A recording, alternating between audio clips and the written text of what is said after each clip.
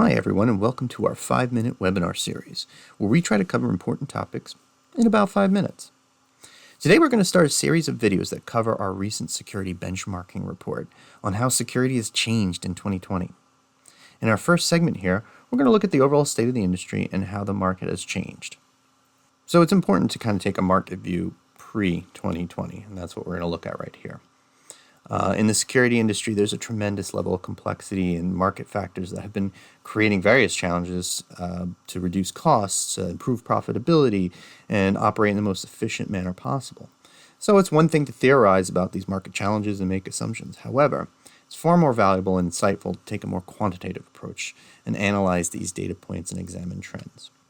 So this is this market view is from earlier part of the year. It has a combination of Bob Perry's report on the security industry as well as security letter statistics. So while they have very similar numbers from a market standpoint, it's going to be interesting to see how this has changed when these new reports come out post-2020. Now, these top security firms have made some mergers and acquisitions, and that's changed the top 4 firms that are leading in revenue.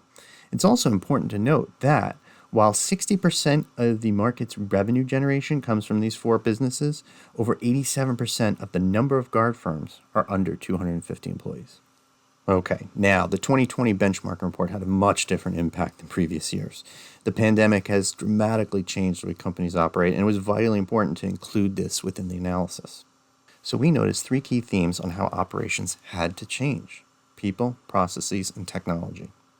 With a combination of nationwide shutdowns, economic downturns, and just overall turnover, there's been a shift towards reducing on-site resources. So we're beginning to see contactless operations and more lone workers taking shape. Remote supervisors and reduced staff have been a resulting impact on operations. In addition, new processes have emerged from a need to incorporate safety and health protocols.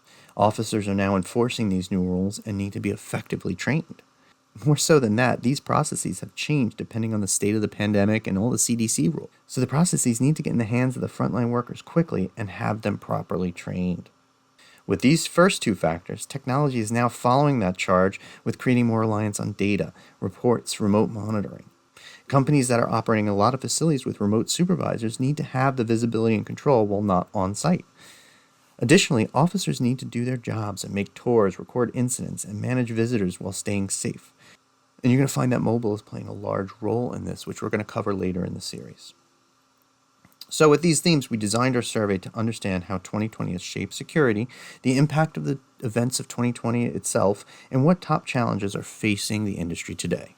This report surveyed a sample set of roughly about 300 security guard firms within the U.S., ranging in size and scope, really to accurately represent the industry at large. This provided us with a reliable data set to draw analysis and derive trends.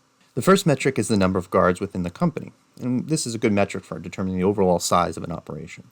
Like we said before, out of the 8,000 plus private security guard firms operating in the United States, roughly 87% were under 250 guards. We're falling right in around that metric with our sample set. The next metric centered on business operations, really focusing on billing hours and client information. So we discovered that 81% of the businesses billed under 25,000 hours per month, which also falls in line with the company size we saw. In asking about a business's number of clients that they have, we were able to establish the level of business operations and provide that foundation. We discovered that over half had under 10 clients, with nearly half of those firms falling under 50 guards. And then the remaining businesses distributed evenly across the number of clients, with a slight rise in those that had over 1,000 clients. And with that, my 5 minutes are up.